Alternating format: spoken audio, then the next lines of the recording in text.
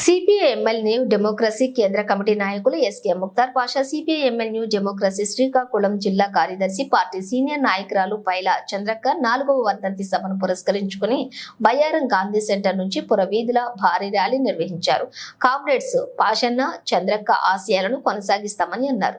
పలువురు నాయకులు మాట్లాడుతూ సిపిఐఎంఎల్ న్యూ డెమోక్రసీ జాతీయ నాయకుడిగా, ఐఎఫ్టియు జాతీయ ప్రధాన కార్యదర్శిగా కీలక బాధ్యతలు చేస్తున్నటువంటి ముక్తార్ పాషా కరోనా మహమ్మారి బారిన పడి నెల రోజుల పాటు కరోనా తోటి పోరాడి 2020 సెప్టెంబర్ 24న అమరుడైరాని అన్నారు. ఉమ్మడి ఖమ్మం జిల్లాలో గల మారుమూల గ్రామంలో గూండాలలోని జన్మించి కామ్రేడ్ ముక్తార్ పాషా తాను చదువుకుంటున్న రోజులలో పీడీఎస్యు ఉద్యమంలో చురుకైన పాత్రని, పోరాటాలని నిర్వహించారన్నారు.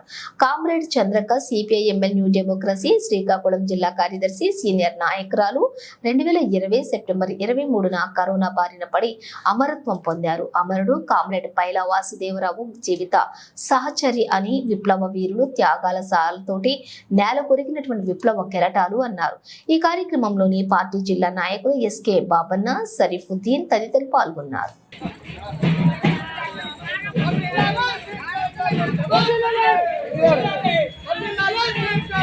Democracy!